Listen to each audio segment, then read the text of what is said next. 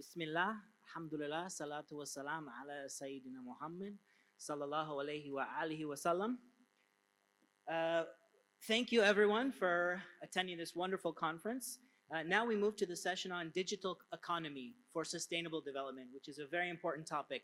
The time is tight, so I've been asked to crack the whip and encourage the speakers to stick to the time and be diligent, so I will try to do that.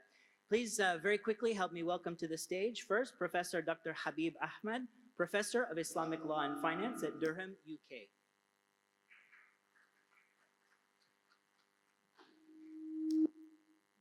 Next, please help me welcome Mr. Admir Jahik, Manager of Human Development Report Production and Human Development Report Office at UNDP.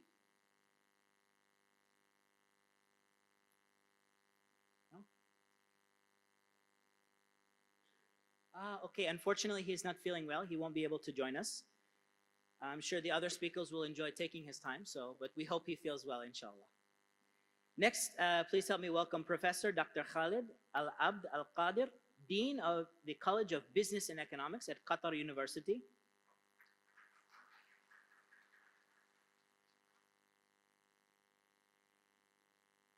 Next, please help me welcome Professor Dr. Aznan Hassan, Professor at IIUM, and also President of the Association of Sharia Advisors in Islamic Finance.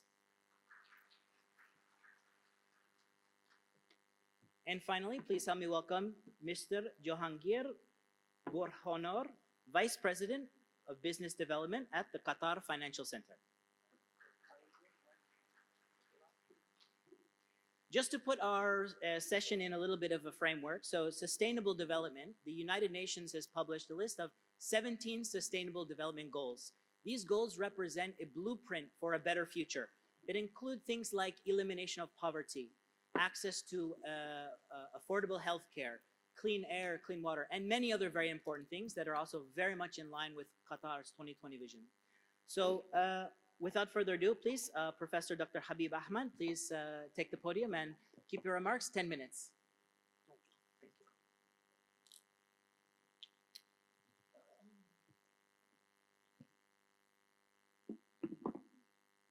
Assalamu alaikum wa rahmatullahi wa barakatuh. Can I have this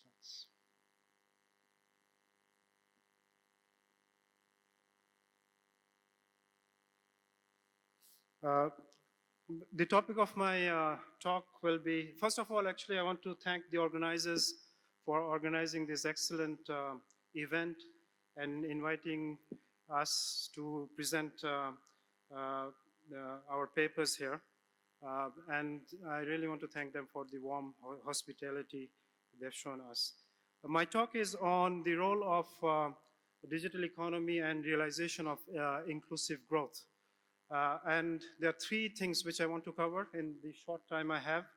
To look at very briefly on the trends of inclusive growth in the past and what we can expect in the future, looking at the digital economy and the implications in terms of inclusive growth, and finally try to lay out some policies which can drive the digital economy towards inclusive growth. I'll start with showing you some figures in terms of the pattern of growth and how it was distributed among different segments of the population. During the last 35 years or so, the bottom 50% of the population actually benefited from 12% of the growth that was created during these 35 years. And the top 1% took 27%, which is double the amount of what the bottom 50% got. So starting with a base where the wealth and income were not equally distributed, this kind of development basically makes the concentration of wealth and income more acute. This is another figure which shows for a year the distribution of income of the top 10% of the income shareholders. And this shows in terms of the different regions and countries. We see in general that the developed economies, they have relatively more equitable distribution than the developing economies. And we see that in some ways, the Middle East in some ways has the worst in income distribution when it comes to the share of 10%, the income going to the 10% of the income holders.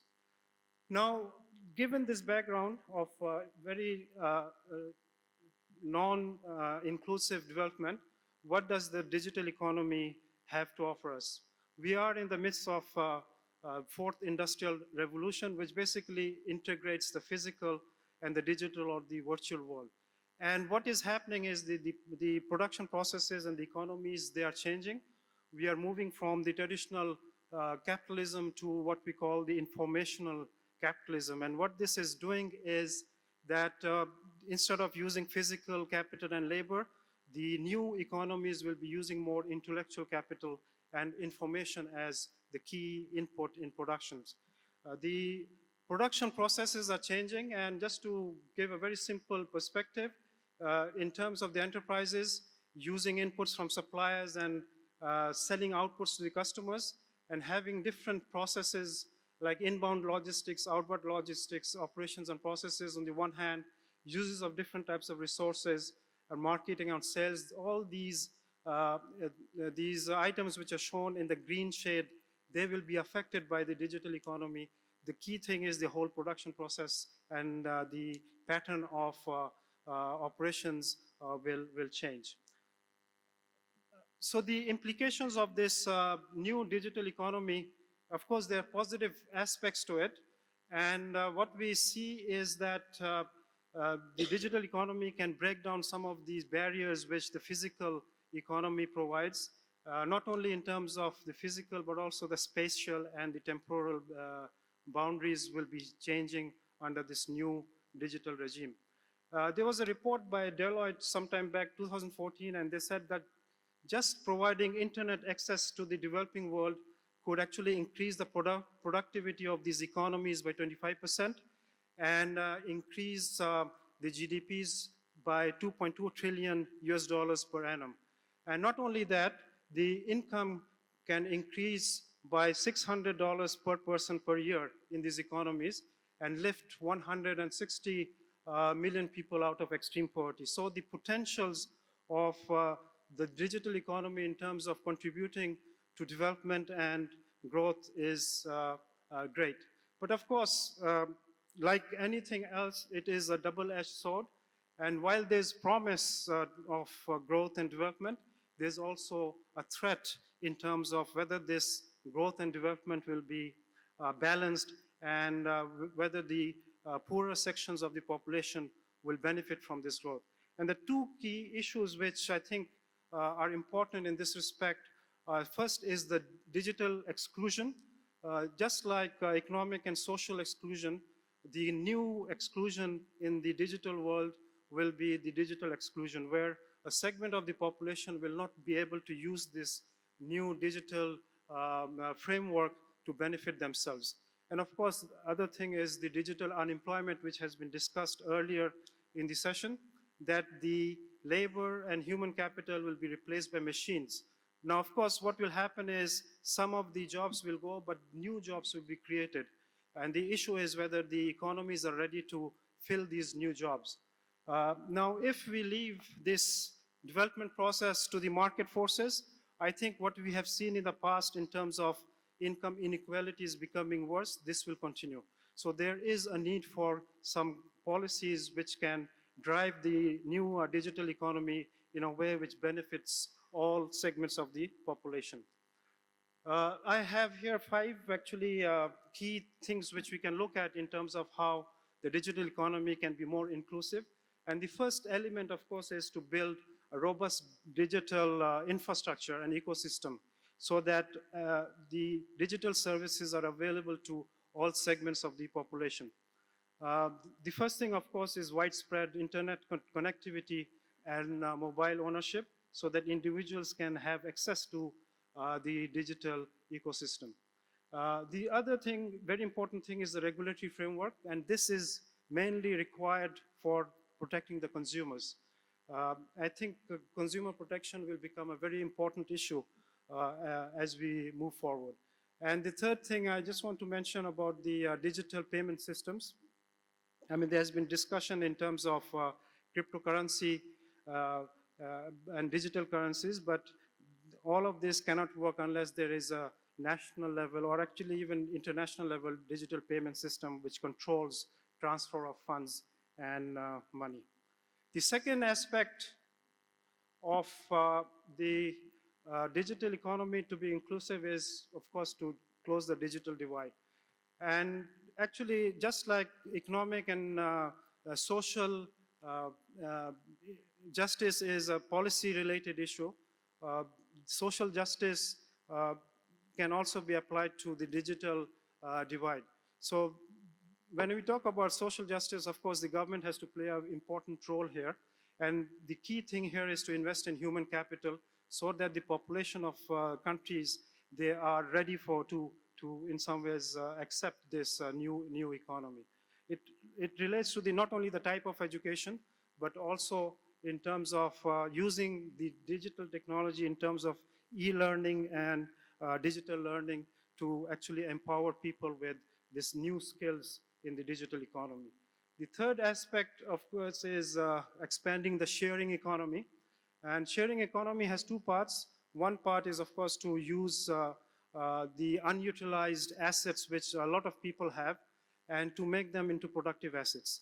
Through the digital technology, the assets can be actually become productive, and good examples of these are, of course, Uber and Airbnb, for example, where people who have assets which are not utilized becoming very productive and basically becoming income-generating assets.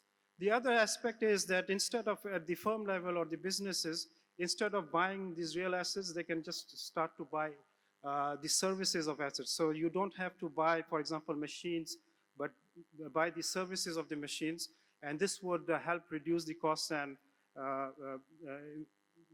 increase the productivity of the businesses.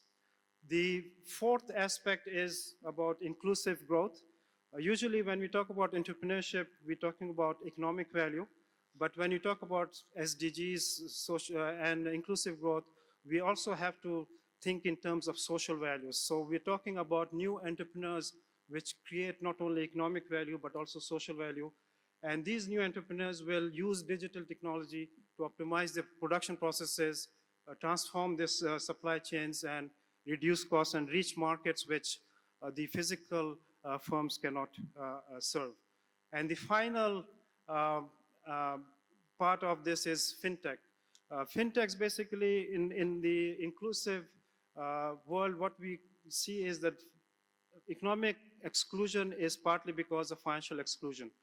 And what fintechs do, they actually break down the barriers in terms of reaching the poor. One of the reasons the traditional financial institutions cannot reach the poorer sections of the population is because from an economics point of view, they are not sustainable.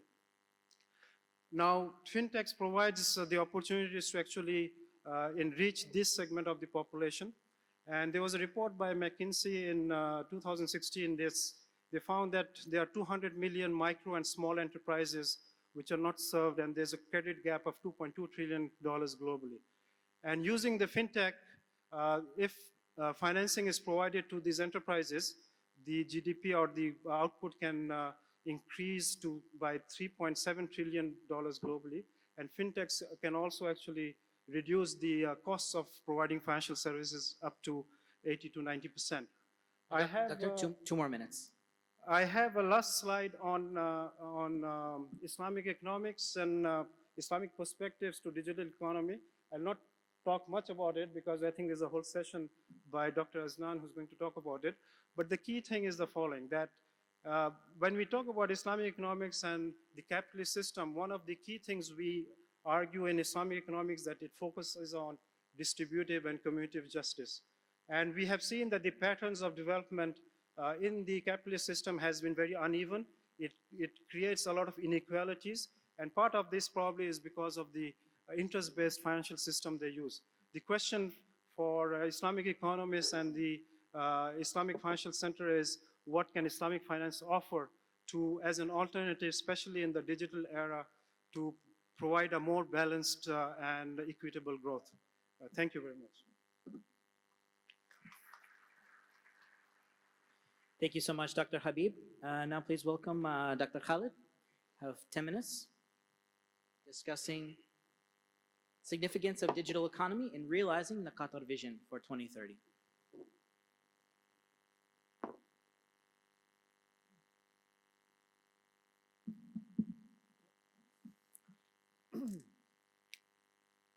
بسم الله الرحمن الرحيم. الحمد لله والصلاة والسلام على رسول الله صلى الله عليه وسلم.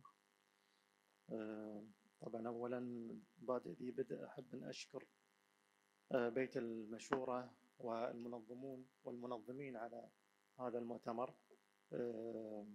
والدعوة الكريمة والمواضيع المهمة التي ألقيت أو ستلقى.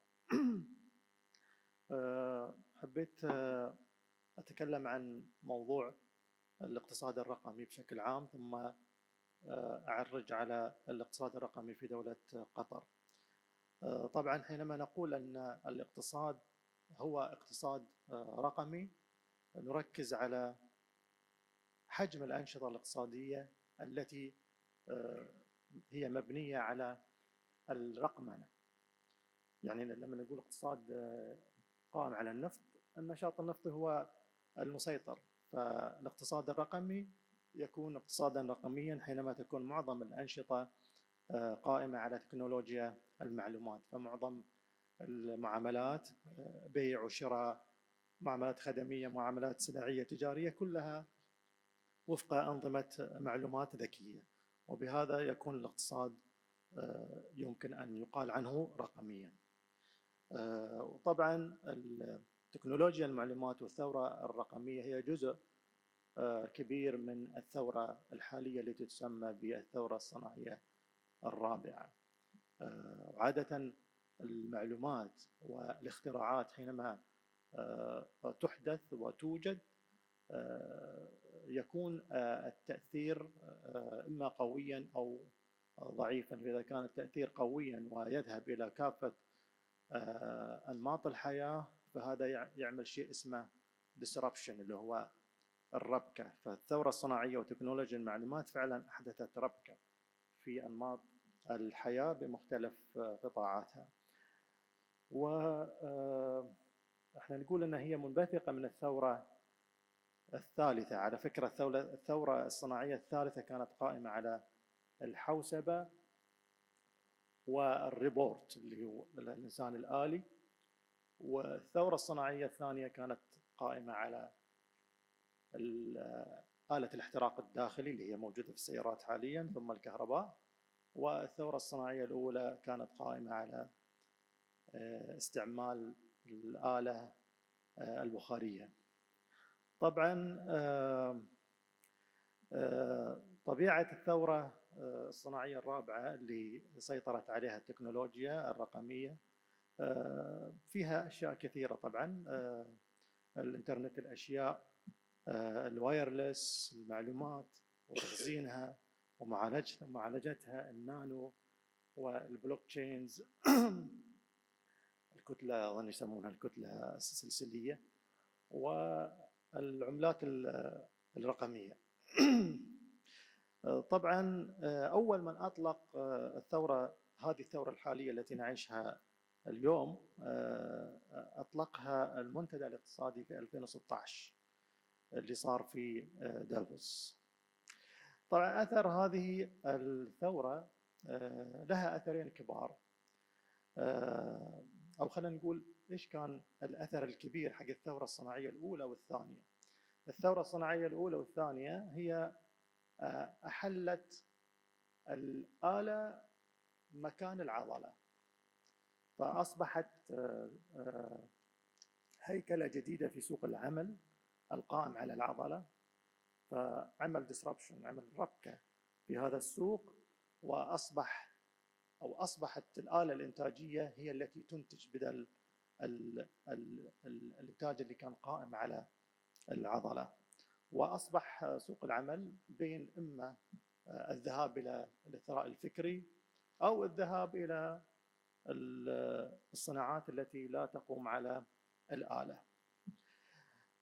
أما الثورة الصناعية الحالية فيتوقع لها أن تحل مكان العقل، لأن العقل هو مخزن المعلومات، وفعلا هي قائمة على القوة التخزينية لهذه المعلومات، ليس فقط ذلك وإنما معالجتها ثم الوصول إلى نتائج معينة وممكنة ثم أخذ قرار عليها. هنا يأتي دور العقل. فكثير من الأمور اللي كانت تؤديها العقول أصبحت التكنولوجيا المعلومات هي التي تؤديها، حتى أن هناك نوع من المخاطر التي قد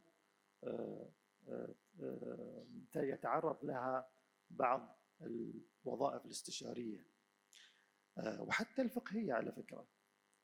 أنا أذكر وأنا طاير من الدوحة لأمريكا خليت الأخ عادل يقرأ لي 500 حديث في البخاري.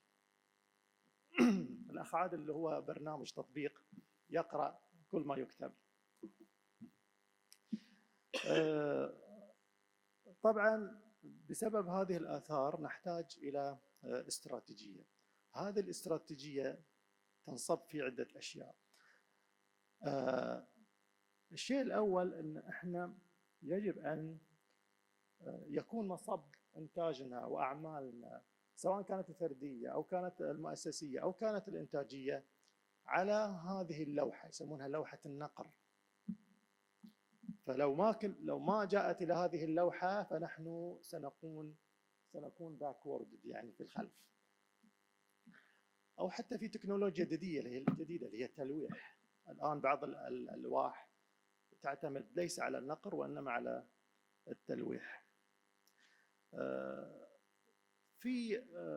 الآن بسبب وفرة المعلومات وسهولة الوصول إليها أصبح تقريبا كل شيء مكشوف، بمعنى أن الخدمات والشركات إذا لم تركز على نقاوة رصيدها فلن تلقى رواجا. ولو شفتوا مثلا في كثير من المواقع اليوم قبل لا أي شخص يتخذ أي قرار يذهب إلى الريفيوز ويذهب إلى المراجعات والتعليقات اللي تكتب في أي شيء. الشيء الثالث اللي هو البعد العقاري الحيز. هل سيكون له دور؟ إذا كان اليوم نرى مثل ما اليوم قالوا أن في كثير من البنوك الآن تقلصت من ناحية الحجم العقاري، الحجم الحيز، وذلك بسبب تبنيها التكنولوجيا الجديدة. فهذا أكيد سيكون أيضا شيء disruptive، يعني حيعمل إرباك. طبعا حتى الأسواق تغيرت. الآن هناك منصات أسواق مثل ما تعرفون أمازون وغيرها، هذه غيرت نمط السوق. الناس زمان كانت تركز على أنها تذهب إلى الأسواق، اليوم لا تذهب إلى السوق، فقط اطلب وتأتيك كل ما تحتاجه. اذهب إلى السوق، إلى بعض الأماكن للترفيه وللتنفيس عن النفس. في كثير أيضا من الشركات لم تعد تركز على التخزين. احنا كثير الآن من الشركات القائمة المحلات قائمة على التخزين، ولكن هذا التخزين سيكون له دور بسيط، وإنما ستكون هناك منصات هي اللي تدير مشهد التسوق. هناك مؤسستين كبار يركزون على الخدمة اللي هي الحكومة والتعليم. الطب طبعا ما ننصح ان تكنولوجيا المعلومات تدخل في امور طبيه بكثافه، ولكن الحكومه بما انها حكومه تؤدي ادوار كثيره في الخدميه، وبالتالي التحول الى الخدمات الالكترونيه سهله جدا. بالنسبه للتعليم ايضا في نفس النقطه، يعني الان فيه يمكن الناس تتغافلها، قاعده تعمل مباني كثيره، قاعده تعمل قاعات وما ادري ايش، لكن أنا أشوف أن خدمة الفيديوز راح تكون بديل في المستقبل. وحتى سمعنا مؤخرا ان جوجل قاعده تنشئ جامعه رقميه على فكره، عندها محاضرات وعندها فيديوز. اللي بيشتغل عندهم في جوجل ما يحتاج ان ياخذ هذه المحاضرات وياتي اليهم ويقدم اختبار، والاختبار هو عنوان المصداقيه. يعني قبل كنا نروح نسافر ونجيب الشهاده وبعدين نروح لوزاره التربيه والتعليم وتعمل تصديق على الشهاده. اليوم لا، ما تبقي. اليوم الجهه الطالبه هي اللي تعمل تصديق، مش الجهه اللي تقدم الخدمه. طبعا دولة قطر هي الآن ما شاء الله يعني ماضية في موضوع الرقمنة بكل الجهات. فطبعا وزارة المواصلات والاتصالات هي الجهة المسؤولة بأن تعمل هذا التحديث لكل الأنظمة سواء الحكومية أو غيرها. طبعا Doctor, 2 minutes. 2 minutes. 5G اليوم طبعا قطر هي الآن من الدول اللي أدخلت هذه الخدمة اللي هي 5 جيجا. لكن أنا ذكرت المواصلات والاتصالات لأن هي الجهة الآن اللي عملت هذه الشبكة الاتصالات اللي هي وفرت البنية التحتية لتكنولوجيا المعلومات. طبعا 3 أشياء، واحدة منها هذه البنية التحتية، والشيء الآخر أن في أتمتة للوظائف الآن، وقد يعني دولة قطر تستفيد منها بحكم أنها معتمدة على العمالة من الخارج. والتطبيقات الجديدة أصبحت اليوم تحل محل هذه العمالة. وطبعا تقديم الخدمة اليوم ما شاء الله الجهات الحكومية خلال 5 سنوات تضاعفت المعاملة الحكومية الخدمية الإلكترونية 12 مرة، وصلت إلى 270 مليون معاملة، وكانت نقاط الخدمة 194 وصارت اليوم 2600 خلال 5 سنوات الماضية. أشياء كثيرة يمكن أعرج على 1 minute.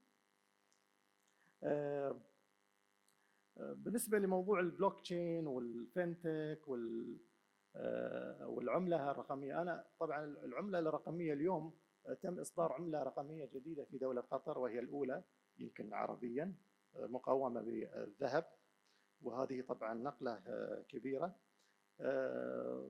يعني البنك المركزي من حوالي سنة أصدر قرار بمنع تداول العملة الإلكترونية قصدي، بسبب طبعا عدم استقرارها وآثارها السلبية والمخاطر التي تحملها. موضوع البلوك تشين طبعا هذا موضوع كبير، ولكن هو ليس موجود حاليا. سألت أنا حتى المسؤولين في مركز قطر للمال قالوا هو مش موجود. على فكرة يعني حتى البلوك تشين ينفع حق عمليات المرابحة اللي فيها بيع، لأن البلوك تشين عبارة عن مش سوق مستقبلي، لا ينفع حق الديون، ولكن ينفع حق معاملات التحويل والبيع حاليا. لكن بالنسبة للديون بيكون شيء صعب. Could you, we're running short on time. Can you spend the next 30 seconds to summarize? I'm not going to take more than what I said. النقطة الأخيرة أن المستقبل فعلا هو مستقبل الاقتصاد الرقمي الذي يجب أن نمضي فيه. أنا الخوف الوحيد عندي أن كثير من الأعمال سواء كانت التجارية أو المالية قد تذهب وتتسرب إلى خارج دولة قطر. لم نحدث هذه المنصات حتى يكون عندنا كنترول ورقابة وسيطرة عليها، ومنها البلوك تشين. هذا آخر ما أريد أن أقوله، وشكرا جزيلا على حسن استماعكم. Thank you so much, Doctor. Next, we'll move to Dr. Aznan to discuss about the role of the digital world in attaining the aims of Islamic economics. 10 minutes, Doctor. السلام عليكم ورحمة الله وبركاته. الحمد لله والصلاة والسلام على رسول الله وعلى آله وصحبه ومن تبعه ونصره ولا. Can I have my slides, please? Can I have my slides, please?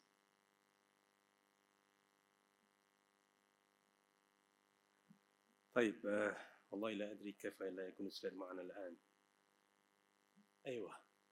أنا حقيقة عدت بحثي باللغة العربية ثم لاحظت أن المتكلمين أكثرهم سيتكلمون باللغة الإنجليزية، فهذا الصباح عملت شريحة باللغة الإنجليزية، وعلى كل حال البحث موجود عندكم باللغة العربية حتى تبحثونها. My topic today will be talking about role of digital world in achieving the purpose of Islamic economics. As a beginning for that, can I please? The world that we are living in is a changing world. One of the Greek philosophers mentioned one time that the only thing that is constant is changes. Means that whatever you do, you have to realize that your life is changing. You have to change with the changing of time, otherwise you will perish. So what you have to do, okay, this is one. Okay, so you either change or perish. That's the word that people normally use. If you don't change, then you will perish. That would happen a lot to the Muslim and Muslim societies. Previously, we were not only part of the change, we are the essential part of the changes. We did not only witness the changes, but we changed the world. But when Islamic and Muslims stopped changing, we stopped in innovating, you see that other people come and take over that innovation, and we have been left behind for that matter. So the most important thing is how for us to be able to cope back with the changing world and be at the forefront of that particular change. So when it comes to the modern time, you see that throughout Islamic history, Muslims were the changers.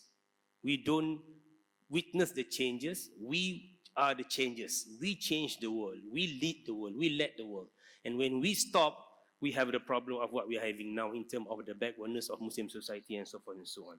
So one of the most important things is upon this time is what we call digital economics.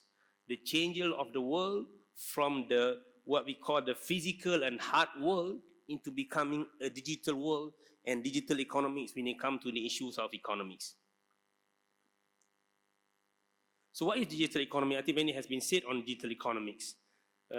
We have to differentiate between what we call knowledge-based economy, اقتصاد المعرفة, and also the economics, digital economics. There are two different things. I've said that in my paper on that particular thing. Then the most important thing is that when we talk about the digital economics, it brings the changes in which people deal with the economy activities. People will no longer see one another sometimes when they do the business. What they do is that the robot or the electronic or the digital will take part in the facilitating everything. In modern time, for example, what we have now, the digital economics need not only about you do the electronic banking. It's two big things between electronic banking and digital economy and digital banking. Digital banking means that there is no banking, there is no physical banking anymore. I remember one time, one bank from UK called asking for, they want to do Islamic digital banking. The bank was called Atom Bank. The bank was called Atom Bank. So I was surprised. I said, you are not kind of atomic whatsoever, right? They said, no, we are a virtual bank. We don't have HQ whatsoever. What we operate only on digital basis. So after some discussion, they asked me a simple question. I asked them a lot of questions. They said, sir, we know how old are you? I said, I'm about 40 something, or that's why you don't know. Because we don't have any client above 40. So that is the generation that we have now, about digital generation where they will go for more than meeting people in their banking activities. A study in Malaysia has shown, this is in the banking sector for example, a study in Malaysia has shown there are more than 70% of the banking population, they are willing to go for a higher rate of the financing, provided that they can have a digital economy and digital banking. So they don't want to go to bank anymore, yet they want to do banking. So this is the situation that we are facing. So digital economy will change on how people conduct their life and how they socialize. A good and bad, negative and positive, pro and con on this particular thing. He will also change how the way people do their business. It will change how the people do their business. And in area of economics, the digital economy has radically changing the economic, social environment and economic activities of many countries. Okay, so these are the main components of digital economics. We're talking about e-business, e-business infrastructure, and e-commerce for that matter. So e-commerce is only a portion of digital economics. Many people, when they talk about digital economy, they talk about e-commerce. So e-commerce is only a big portion of the digital economy. It can come in many things. It can come business infrastructure. You provide infrastructure to your client. You provide how you deal with your customer. You provide on how you deal with the capital raising activities and so forth and so on. So economic activities via digital economy can be in fundraising activities. It can be production, where you don't need people anymore to produce. It's about technology, it's about digital.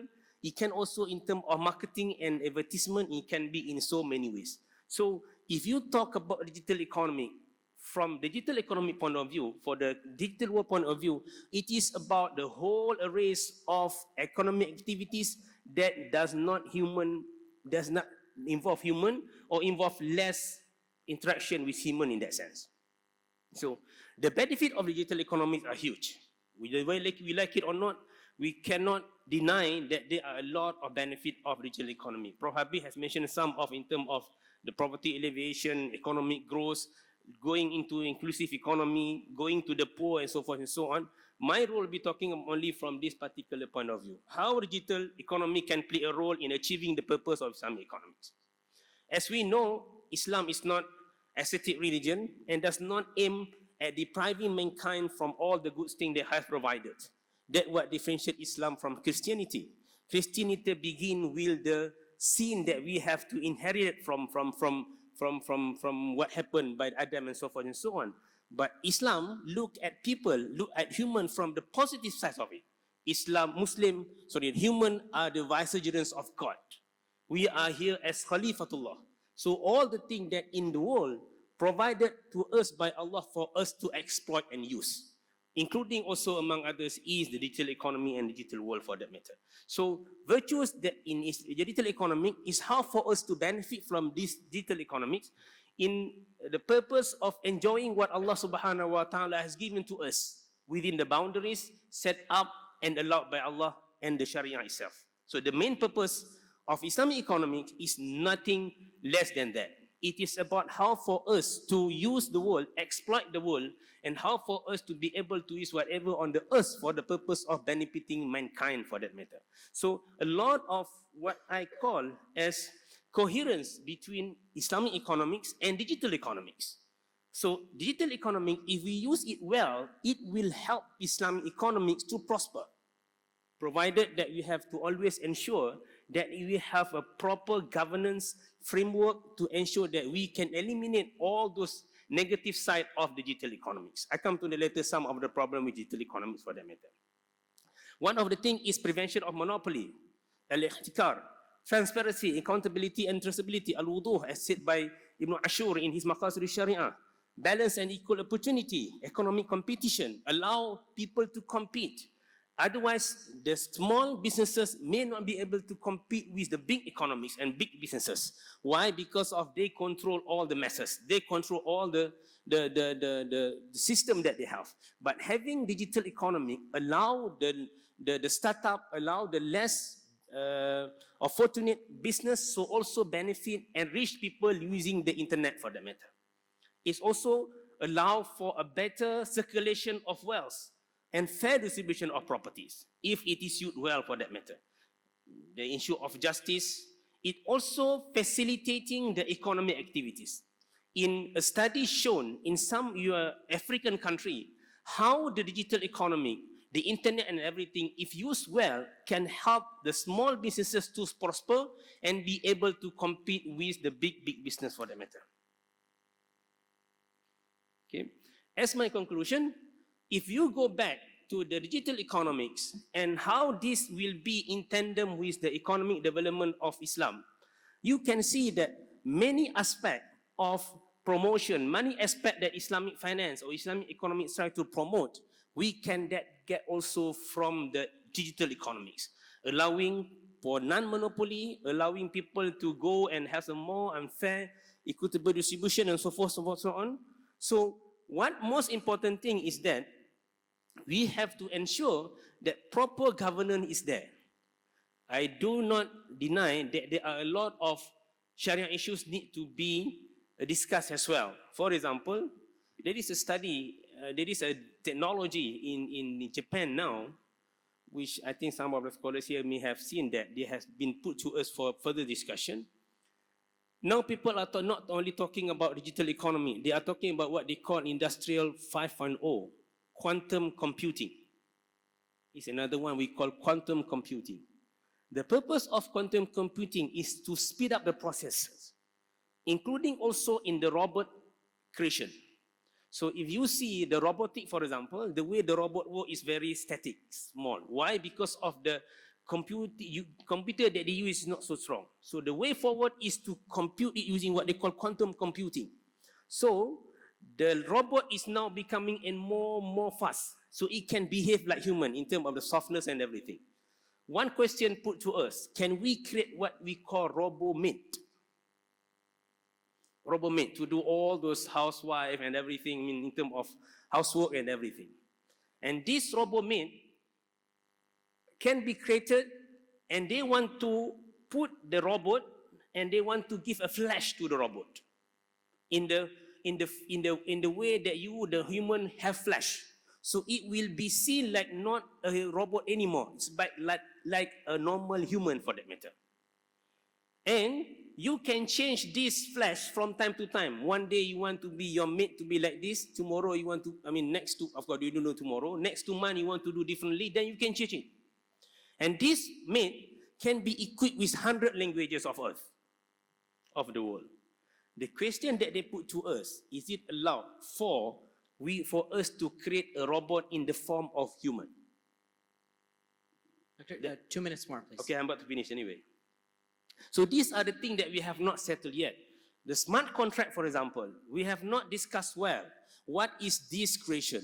Smart contract is a contract that will execute itself when the conditions are fulfilled. That condition can be many things. Can be sharat, can be a situation of time, can be weather, can be a lot of things. So what is the opinion of the Sharia on that particular thing? Is it by mu'allaq bi shart? Is it by mudaf ila al-mustaqbal? Aw. We have a lot of things from the Sharia point of view that we have to really study and put the thing on that matter. Digital economy, in conclusion, digital economy is very beneficial to humankind, very good to people, able to prosper, economic, and in line with Islamic economics. The only thing is that there must be a proper regulation to ensure that it has not been misused and will not be misused.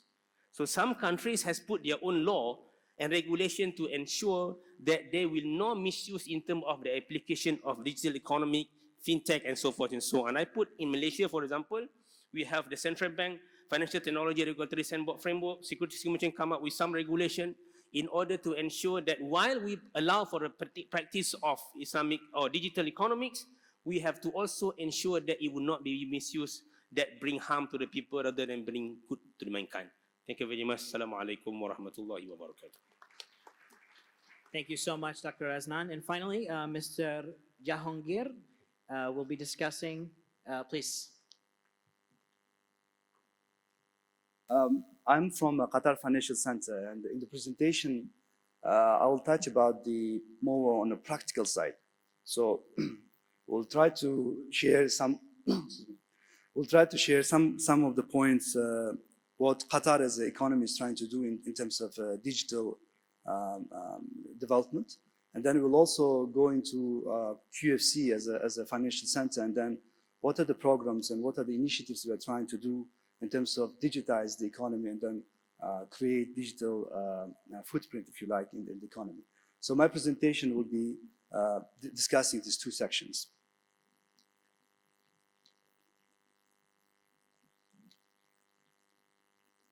Do we have the slides?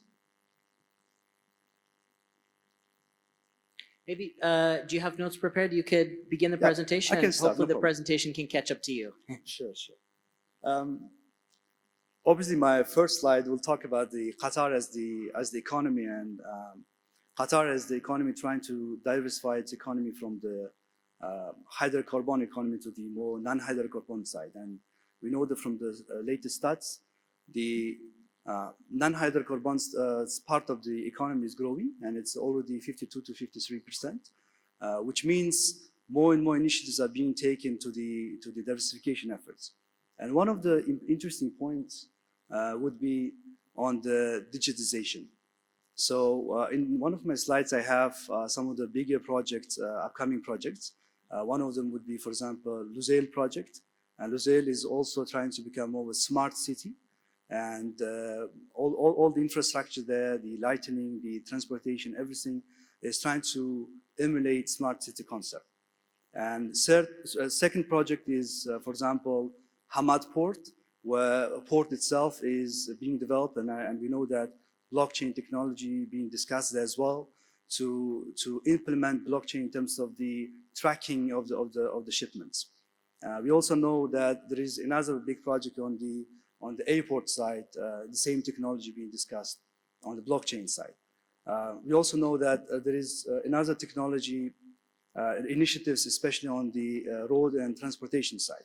So all of these important projects are happening, but the main question would be who is delivering this project? So what is the expertise and who is bringing this expertise? And I think in this point in time, Qatar Financial Center is I would say main FDI attraction point, and we try to bring this international expertise to the state of Qatar. So in my next slide, I would have talked about the Qatar Financial Center and what are the benefits we have in terms of you setting up your company here in the QFC. We are Qatar Financial Center. We've been established in 2005, and we are onshore center in the state of Qatar. We are alternative jurisdiction for you to create your company and own 100% of your company. And we have several activities. You can license your business. We have activities on professional services, on high net worth individual services, as well as corporate solutions. And one of the interesting things we're doing in our new strategy is, thank you for that. Yeah, so this slide talks about the Qatar, why to do business in Qatar. And as you know, Qatar is blessed with the wealth, hydrocarbon wealth, but as I mentioned, they are trying to diversify the economy into other services areas as well. And here I put some of the interesting stats in terms of the GDP growth, 2.4% increase in 2018, and then Qatar is trying to develop more other areas. And here, for example, why Qatar?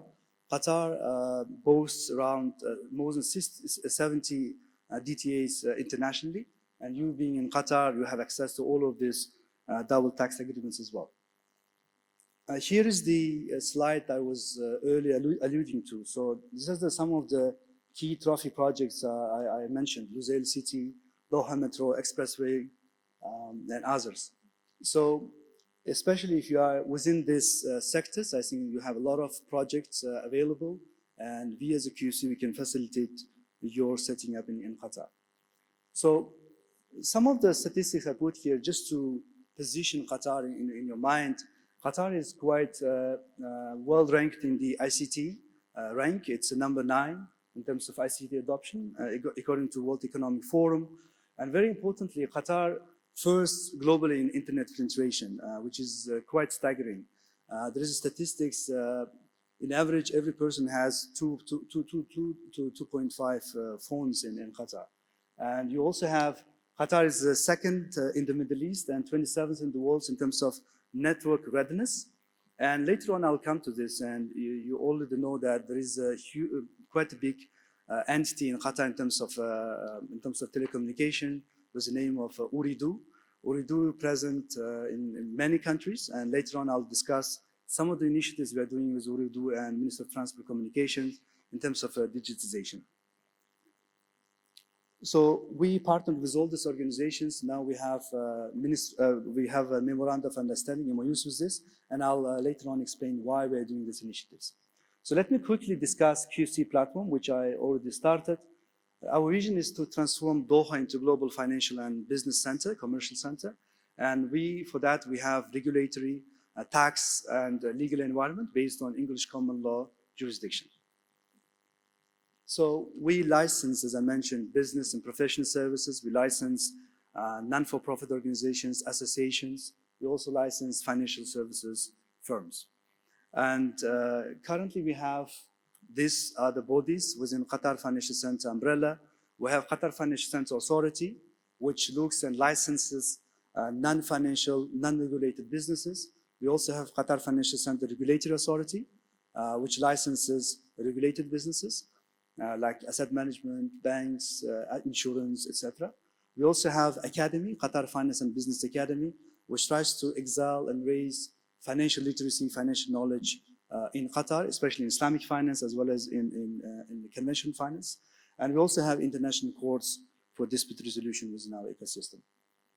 So let me quickly summarize overview of the QFC. As I mentioned, it's a 100% ownership offering platform.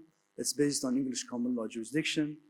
You can repatriate your profits 100% and other main benefits. But I want to quickly run through the main other areas. We discussed 100%.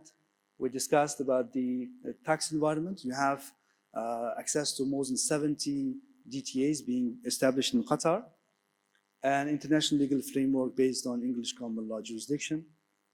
So I want to discuss this initiative. So currently we are unveiling our new strategy, and our new strategy looks after these four major sectors: digital sector, media sector, sports, as well as localization. Particularly here, I want to discuss digital and perhaps sports. Digital sector, as you know, we discussed today from our distinguished speakers earlier. They mentioned about digital payments, they mentioned about sharing economy, they mentioned about fintech. And I think we're already gearing for that. I mean, I think we have already a good platform to welcome this. And some of the examples here in the transportation industry, Uber and Karim Networks, we already licensed these companies. They are the residents, or they are the QFC companies. In the sharing economy side, we have food distribution companies like from the technology perspective, we license Talabat and Zomato. We also have service companies like Service Market. We also have job portals. So I think we have pretty much a good number of e-commerce platforms licensed under QFC. So on the digital side, as you see, digitization of the local economy is a key pillar. And I mentioned earlier Ooredoo. So we are basing ourselves on the backbone of Ooredoo and the international presence. And we have signed MOU with Ooredoo, and we would like to bring more and more companies in digital sector. And for those, our international guests here, we already have here some of the startup establishments. We have Qatar Business Incubation Center, we have Digital Incubation Center, and we also recently unveiled ourselves with our partners, Qatar Sports Tech Incubator Center. So these are incubations where we are promoting sports and digital content so that they develop the whole digital economy here in Qatar, and they will be licensed by QFC. So some of the examples within just digital, maybe a minute 30 seconds. Sorry? Can you summarize, but in the Yep. next minute? Yeah, I will. So within digital, we are welcoming data and IT related services. We're welcoming fintech companies. We're also welcoming gaming companies, cybersecurity companies, cloud service companies. All of these companies are readily welcome to QFC, and we have ready legal framework to license them so that they can do operations here in Qatar.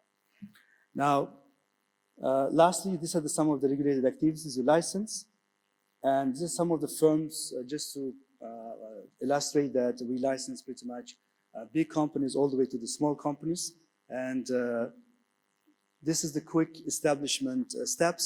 You simply submit your business case, we review business case, and you'll get your license within a week. That concludes my presentation. Thank you very much.